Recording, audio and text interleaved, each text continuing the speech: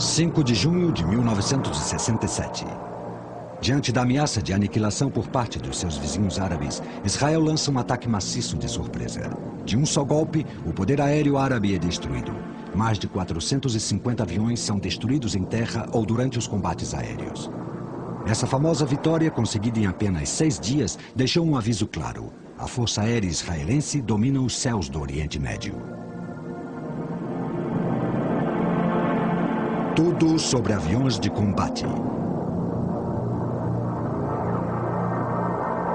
O poderio aéreo de Israel.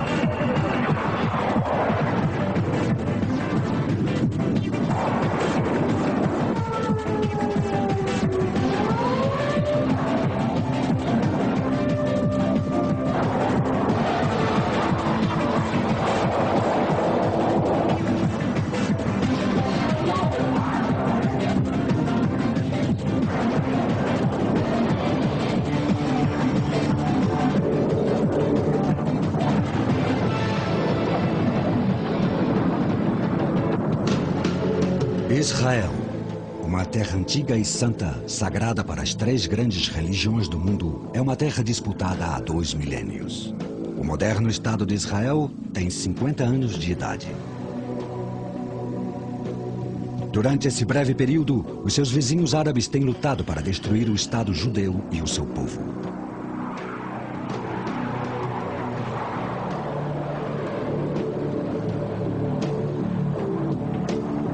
Como ponta de lança da defesa de Israel, sempre que o destino da nação esteve suspenso por um fio, se encontra o escudo de Davi, a Força Aérea Israelense, IAF. A IAF, que frequentemente se viu superada numericamente, entrou em ação constante em uma série de conflitos curtos e intensos, nos quais obteve resultados incríveis. Avião por avião e piloto por piloto, a moderna Força Aérea Israelense é sempre qualificada como a mais eficaz e letal do mundo. E sem nenhuma dúvida, os seus pilotos são os mais experientes em combate. A indústria aeroespacial israelense produz equipamentos avançados que são capazes de competir com qualquer outro do mundo. E ainda assim, este assombroso poder aéreo teve um começo bastante humilde. Em 1947, as Nações Unidas proclamaram a divisão da Palestina em 2 estados. Um para os judeus e outro para os palestinos. Mas os árabes se opuseram veementemente a este plano. Espalhados e perseguidos por todo o mundo, os judeus sonhavam há séculos com uma pátria própria. Isto se tornou realidade em maio de 48, quando o líder de Israel, David Ben-Gurion, declarou a independência do novo Estado de Israel. Mas para os árabes, isso significava apenas uma coisa: a guerra.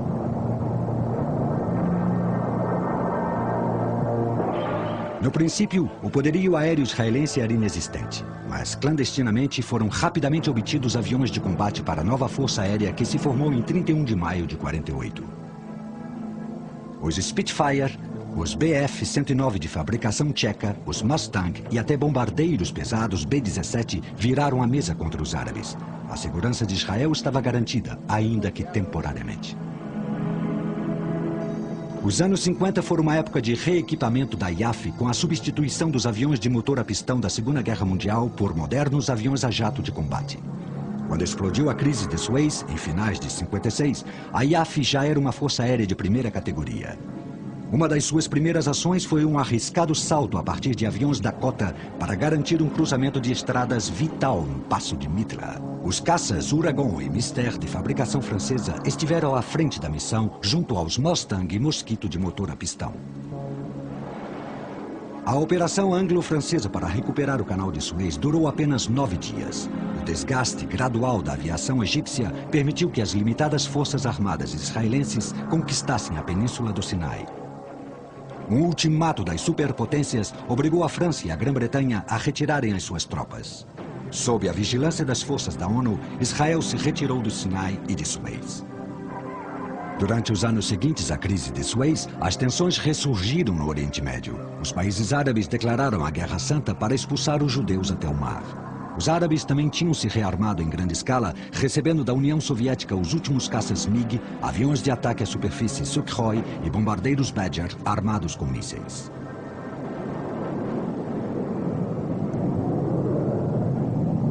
Em meados de 67, as tropas egípcias e sírias se concentraram nas fronteiras, prontas para atacar. Depois de mobilizar os seus reservistas, o governo israelense percebeu que as possibilidades de sobreviver a um ataque coordenado por parte de um inimigo mais poderoso eram praticamente nulas, e decidiu que era necessário um ataque preventivo.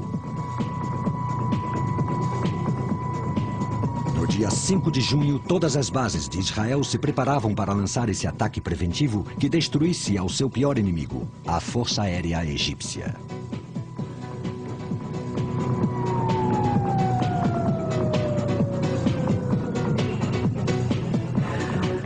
Como os seus vizinhos, Israel também havia reequipado a sua força aérea. Para combater os MiG-21 árabes, os israelenses tinham o Dassault Mirage 3CJ, um interceptador com asas em delta e velocidade Mach 2.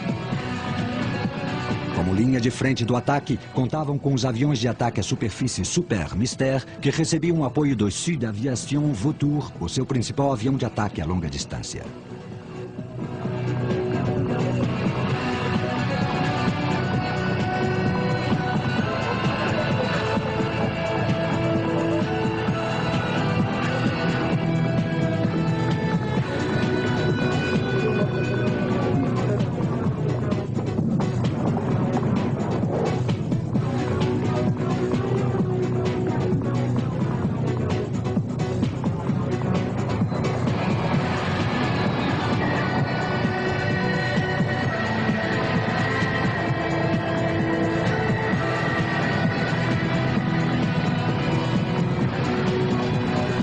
Às 7h45 da manhã, os jatos totalmente armados já se preparavam para decolar. Entre os pilotos que participaram estava Yalo Shavit, agora general. O primeiro dia da Guerra de 67 foi o mais duro da vida de todos os pilotos, porque voar... O primeiro dia da Guerra de 67 foi o mais duro da vida de todos os pilotos, porque voávamos rumo ao desconhecido, sem nenhuma experiência em missões desse tipo. Era a primeira vez que a Força Aérea Israelense realizava ataques ar-superfície sobre campos de aviação. Antes, os franceses o haviam feito contra os campos de aviação egípcios em 56. E em 48 não tivemos esse tipo de experiência. Era a primeira vez que a Força Aérea Israelense atacava bases aéreas. O mais difícil era decolar da base, sobrevoar o território inimigo e fazer o trabalho. Foi uma missão muito dura.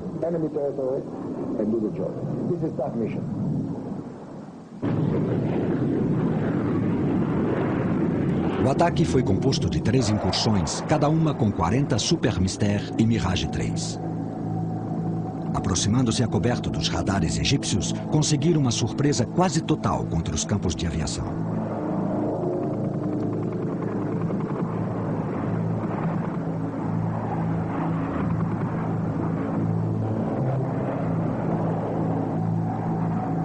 A operação foi um sucesso absoluto. Em poucas horas, 304 dos 419 aviões egípcios estavam reduzidos a destroços fumegantes ou estavam totalmente danificados, sem possibilidade de reparação. A capacidade da IAF para realizar um grande número de saídas num espaço curto de tempo fez com que a inteligência árabe acreditasse que os israelenses atacavam em grande número. Na verdade, este êxito foi devido às equipes de terra da IAF, que preparavam rapidamente os aviões para uma nova saída, rearmando-os e reabastecendo-os em menos de 8 minutos.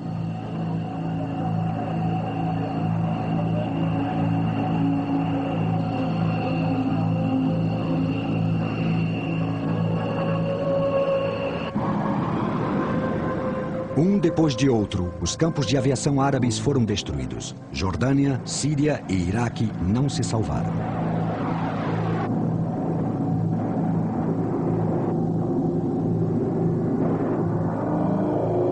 Os 63 caças iraquianos e sírios foram abatidos. A Força Aérea Jordaniana foi totalmente varrida do céu. O resultado final fala por si mesmo. 79 aviões árabes abatidos em combate aéreo contra apenas 3 de Israel. Foi uma vitória esmagadora. Agora, a IAF já dominava os ares.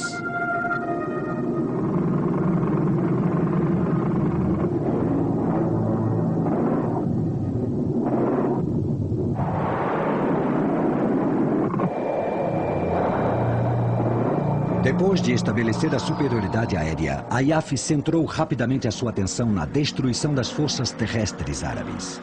Inclusive, os Fauga Magister, que eram normalmente usados como aviões de treinamento, entraram em serviço como aparelhos de ataque à superfície.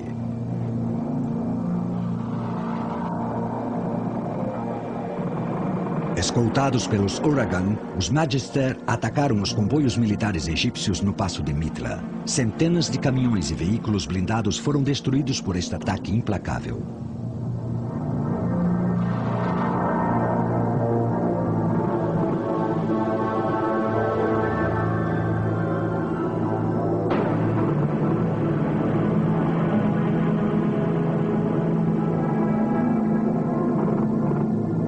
Depois do assalto, centenas de armações retorcidas e queimadas de caminhões e tanques ficaram espalhadas pelo deserto.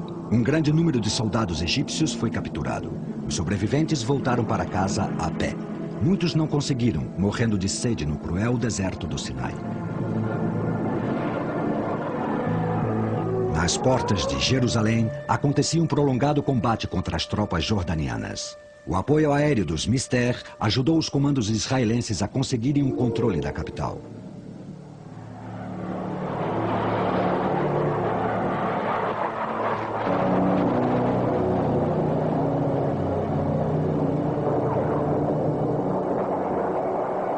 Quando finalmente foi assinado o armistício, em 10 de junho, estava claro que Israel havia conseguido uma vitória espetacular. Um triunfo devido principalmente à sua força aérea. Os árabes haviam perdido 450 aviões e 500 tanques, 70% da sua máquina de guerra. Mas Israel também sofreu baixas. 46 aviões perdidos, 737 soldados mortos e mais 2.500 feridos. Nos conta o general Yalo Shavit. O efeito da guerra sobre os nossos vizinhos árabes foi que todos ficaram assombrados pelo que uma força aérea podia fazer a outras forças aéreas. Eles trouxeram mísseis da Rússia e assim começou a guerra do esgotamento. Queriam colocar os mísseis no canal de Suez e a força aérea israelense os impediu.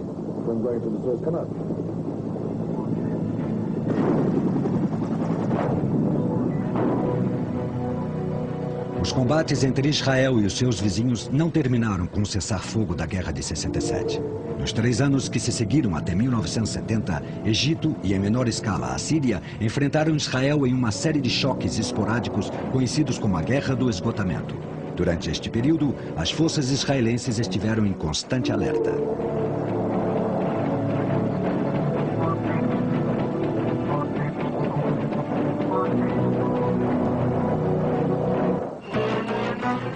O poder aéreo tinha sido a chave do sucesso da máquina de guerra israelense durante as recentes hostilidades, e os árabes acreditavam que, desgastando a IAF em uma guerra de esgotamento, as defesas aéreas israelenses seriam debilitadas e ficariam perigosamente vulneráveis a ataques futuros.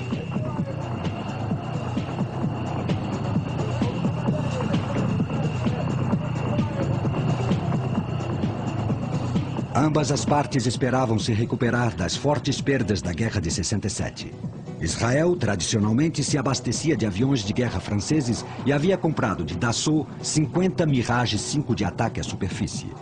Entretanto, o presidente francês Charles de Gaulle decretou o embargo à venda de armamentos a Israel, que teve que pedir aviões aos Estados Unidos. Em 1968, os primeiros aviões de guerra americanos chegaram. Eram 75 A4 Skyhawk de ataque à superfície. E ainda mais importante, foram também encomendados 50 caças F-4 Phantom que chegariam no ano seguinte.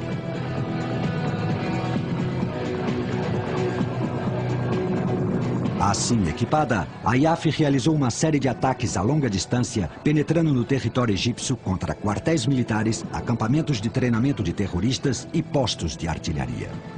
Também foram realizados ataques de penetração profunda com comandos transportados por helicópteros, como os RIU e S-65 norte-americanos, que substituíram os obsoletos S-58.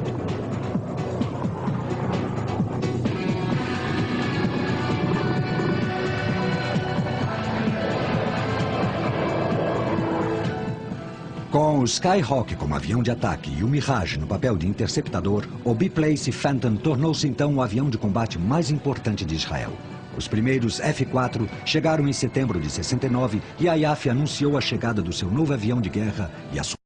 Em setembro de 69, e a IAF anunciou a chegada do seu novo avião de guerra e a sua absoluta superioridade aérea sobre o Egito com um voo supersônico sobre o Cairo.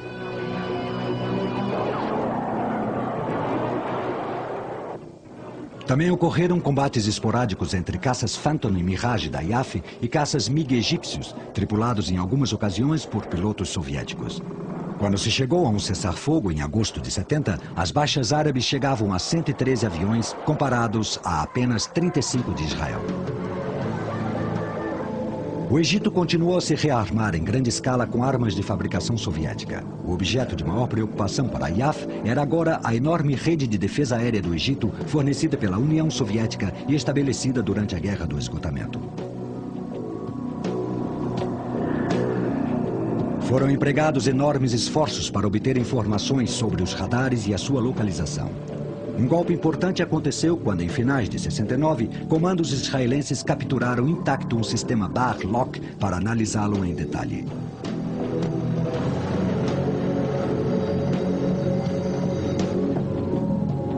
O Egito havia recebido os últimos mísseis superficiais soviéticos, os SA-3, além dos mais antigos SA-2 e a artilharia antiaérea autopropulsada ZSU-23. Durante a Guerra do Esgotamento, eles atingiram alguns aviões da IAF, mas muitos mais seriam perdidos no conflito seguinte.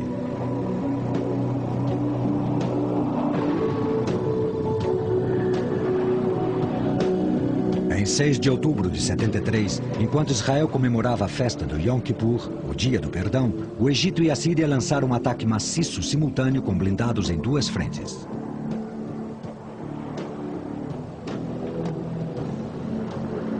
Decididos a vingar a derrota de 1967 e a recuperar os territórios perdidos durante aquele conflito, os árabes chegaram a um acordo para destruir o Estado de Israel de uma vez por todas. Israel estava totalmente desprevenido e se apressou para mobilizar as suas forças. As posições israelenses foram esmagadas pelo ataque árabe, bem coordenado e executado sob a proteção das suas respectivas coberturas de defesa aérea. A primeira-ministra israelense Golda Meir jurou que a sua nação não se renderia nunca. Sabemos que a rendição significa morte. Significa a morte da nossa soberania e a destruição física de todo o nosso povo. Não nos deixaremos destruir. Não nos destruirão, porque o espírito dos nossos homens na frente, o espírito do nosso povo nas suas casas, em todas as cidades, em todas as aldeias, é o espírito de um povo que odeia a guerra, mas sabe que para viver, deve ganhar esta guerra que nos foi imposta.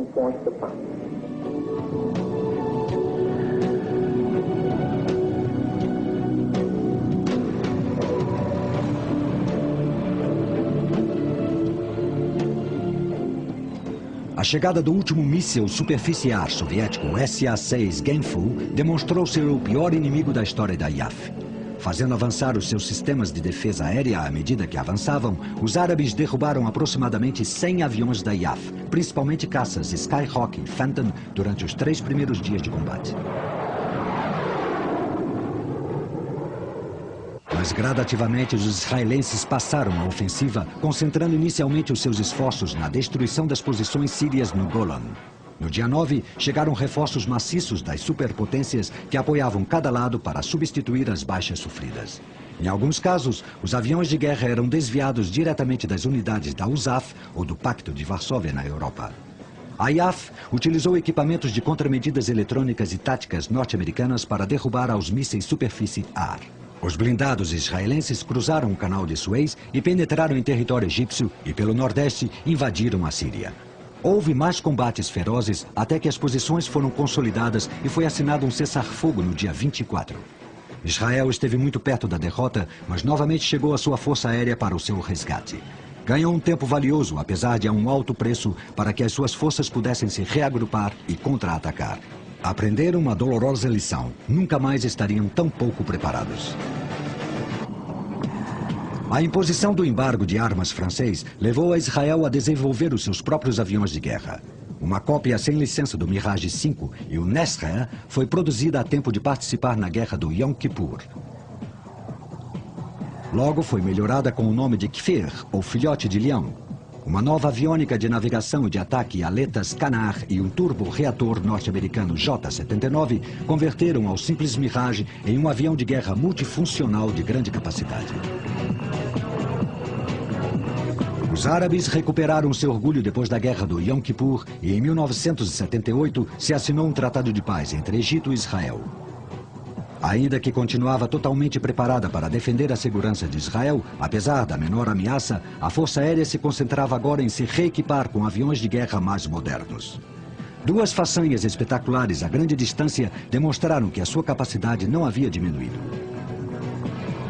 Em julho de 76, comandos israelenses voaram com um Hércules de Israel até Uganda para resgatar os reféns em poder dos terroristas a bordo de um avião de passageiros sequestrado no aeroporto de Entebbe.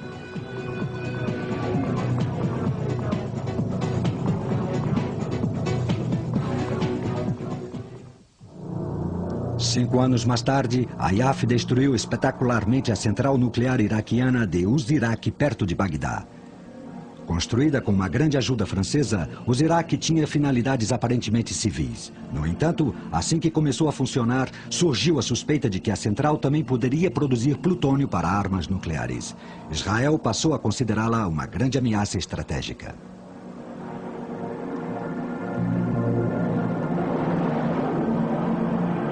No dia 7 de junho de 81, 8 F-16 recém-comprados, escoltados por F-15, partiram para destruir o reator.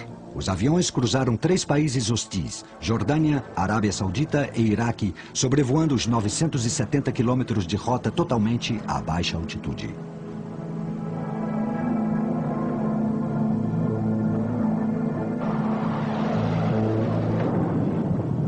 O ataque em si não durou mais de 2 minutos. Cada Falcon lançou seu par de bombas de 800 quilos sobre o alvo, a cúpula do reator. A central foi totalmente destruída. A distância do alvo era muito superior à capacidade que se supunha dos F-16, mas uma outra vez a IAF demonstrou que os seus críticos estavam equivocados.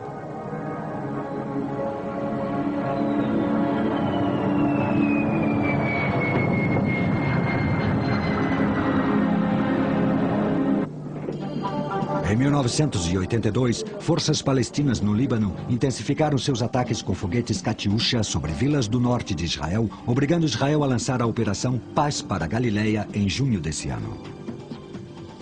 O objetivo da invasão maciça era afugentar os palestinos do sul do Líbano, uma operação à qual a Síria se opunha totalmente.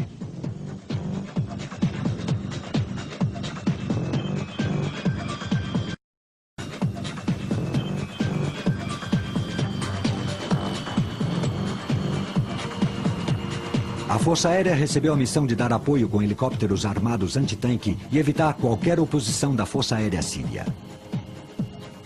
A IAF havia sido o primeiro cliente externo do avião de combate norte-americano mais moderno e eficaz. Aos F-15 Eagle e F-16 Fighting Falcon se juntou o avião de alerta imediato E-2 Hawkeye.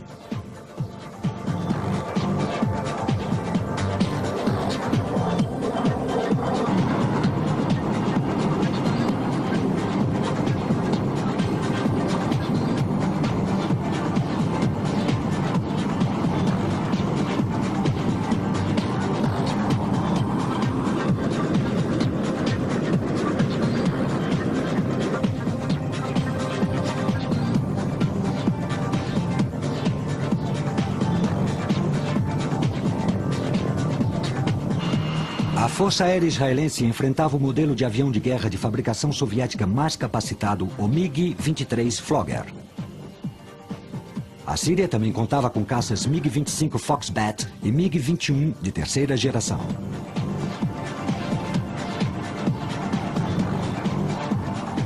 O Kfir havia sido constantemente aperfeiçoado e agora estava em serviço seu modelo mais avançado, o C-7.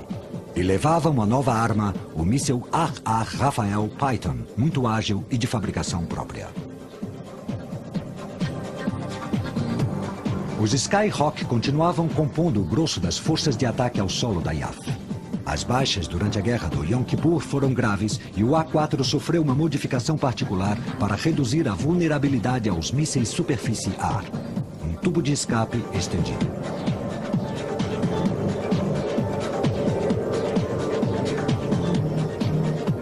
Até a chegada dos F-16, o Douglas Scooter havia sido o avião mais manobrável do inventário israelense. Este piloto mostra a sua agilidade em uma demonstração de giro constante no ar para evitar os mísseis superfície-ar.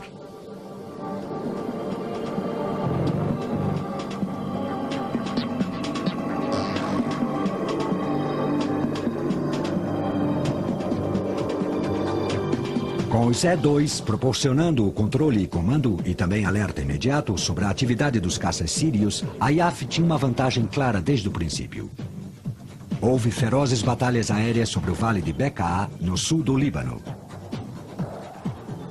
Em apenas 2 dias, a Força Aérea Síria foi destruída.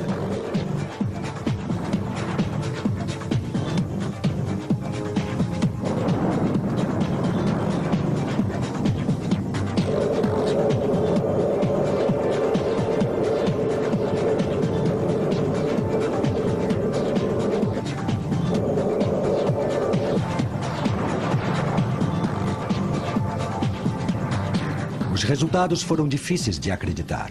85 MiG-21-23 foram abatidos contra nenhum caça israelense. Era a confirmação definitiva da superioridade da IAF. Os F-15 representam a metade do total de aviões abatidos.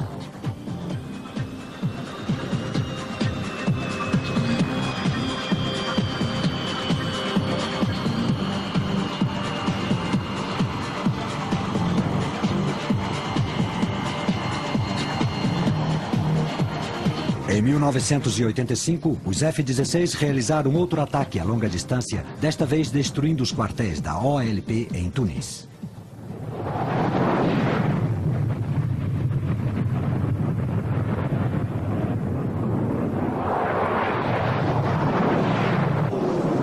Durante os anos 80, o Phantom foi utilizado intensivamente para atacar possíveis posições terroristas no Líbano com ataques preventivos ou como instrumento de represália.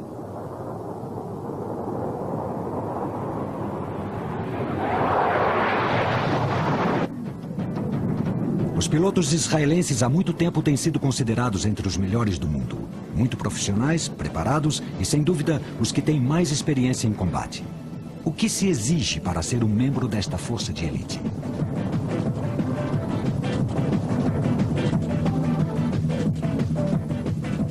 Após a seleção inicial, os estudantes realizam um primeiro treinamento em antigos Piper Cubs.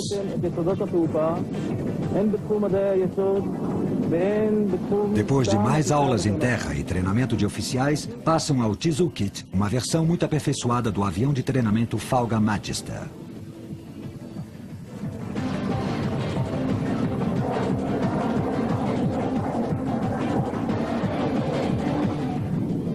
Uma vez passada a seleção e depois de serem condecorados, os jovens pilotos da IAF são destinados a um esquadrão operacional daquela que é uma das forças aéreas mais formidáveis do mundo. Como em qualquer força aérea, os caças são o objetivo principal.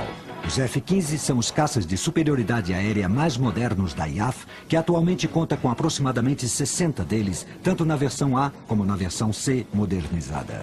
São esperados para breve biplaces de ataque de grande raio de ação F-15I.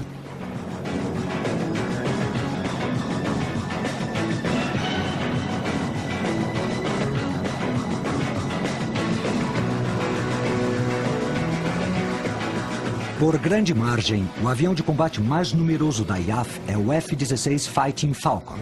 Os primeiros F-16A, conhecidos como NETs, Falcão, cumprem um papel de defesa aérea. Os F-16C, conhecidos como Barak, Relâmpago, têm a função de ataque à superfície. Identificável à primeira vista pela sua longa espinha dorsal, esta versão do F-16 é exclusiva de Israel, o modelo D especialmente modificado para 2 lugares conhecidos como brackets, raio.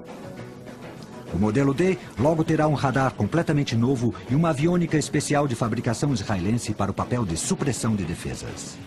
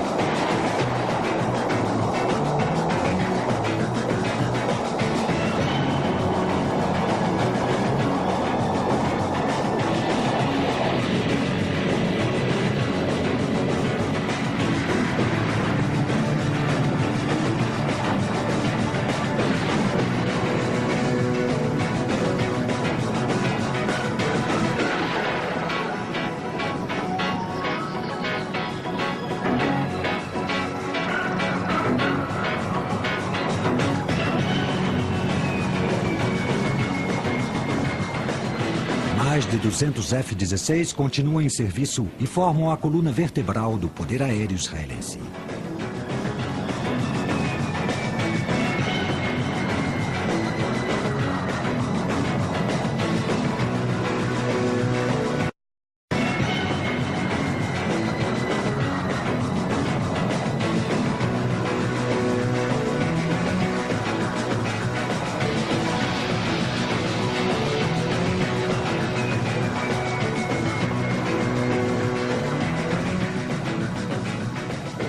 Apesar da força de Kfir ter sido reduzida a apenas 2 esquadrões de primeira linha, este modelo continua desempenhando uma função vital. Sabe-se que muitas naves estão nos hangares e equipariam aos esquadrões de reserva em caso de guerra. Os Kfir remanescentes continuam sofrendo diversas modificações e melhorias para aumentar a sua capacidade.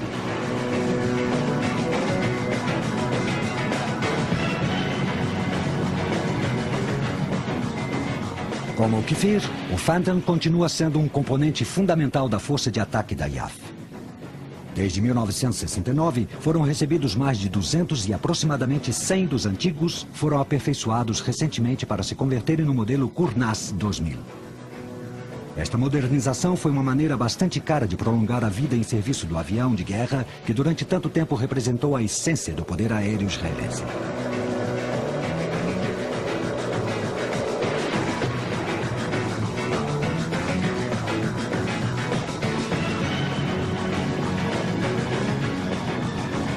Completando a força de ataque está um esquadrão operacional de Skyhawk e outros estão em armazenagem ativa como reserva para uma emergência de guerra.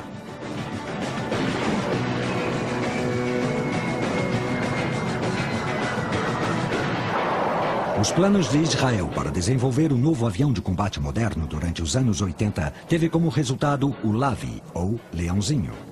O alto custo do seu desenvolvimento implicou no cancelamento do programa em 1987. Atualmente, é utilizado com muito sucesso um protótipo de 2 assentos para testar as novas tecnologias aplicadas à melhoria dos caças israelenses.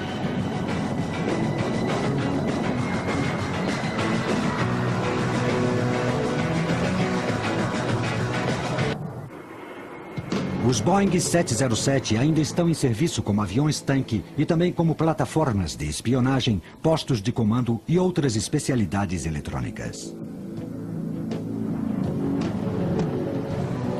A guerra eletrônica também é levada a cabo pelo venerável Douglas C-47. Os C-47 da IAF estão equipados com uma infinidade de antenas.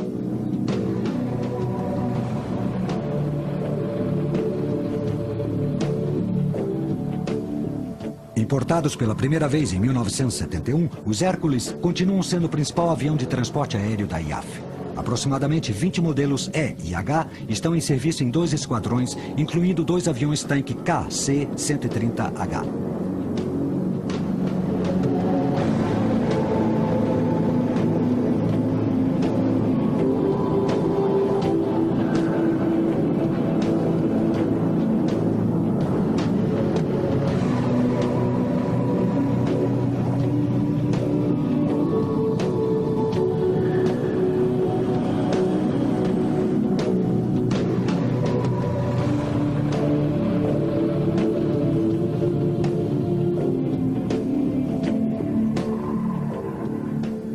Os helicópteros desempenham um papel essencial nas operações da IAF e realizam várias funções.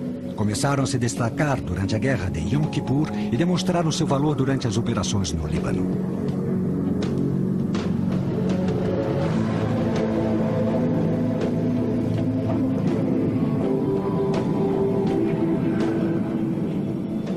O Bell 212 é uma versão atualizada do transporte de assalto Rio e é o cavalo de tiro da frota de helicópteros da IAF.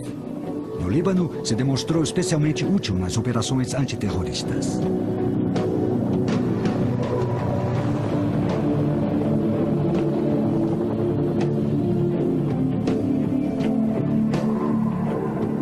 Durante a revolta da Intifada e nas suas habituais tarefas de policiamento, a IAF utiliza os helicópteros como postos de observação aérea para coordenar as operações terrestres.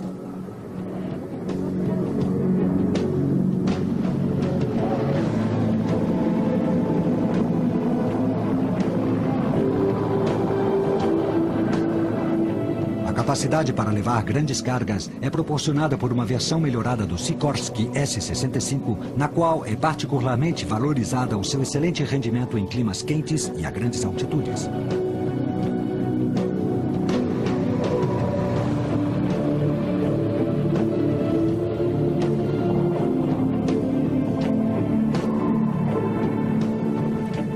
O helicóptero armado AH-1 Rio Cobra é utilizado em apoio aéreo às forças de terra e em missões antitanque. A maioria dos Cobra israelenses foram atualizados para se tornar o modelo AH-1S equipado com sistemas de tiro e de visão noturna, uma cabine blindada e tubos de escape modificados de fabricação própria. Menor e mais leve que o Cobra, o Hughes Defender também é mais barato e mais silencioso. Este último aspecto demonstrou ter grande importância nas regiões montanhosas. Ambos foram utilizados intensamente no Líbano.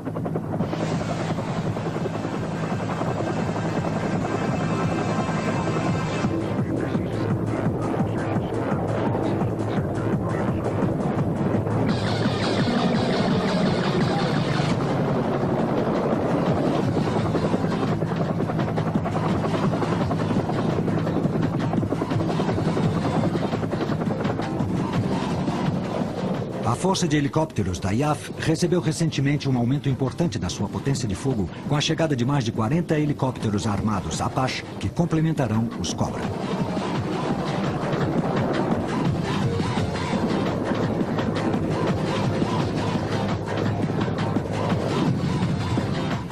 Israel foi o pioneiro no desenvolvimento e no uso de veículos aéreos sem pilotos. Os drones, zangões de reconhecimento, foram usados em operações de grande escala pela primeira vez em 1982, quando espionaram posições de mísseis superfície-ar sírias e forneceram informações sobre a posição de objetivos para os aviões de supressão de defesas da IAF.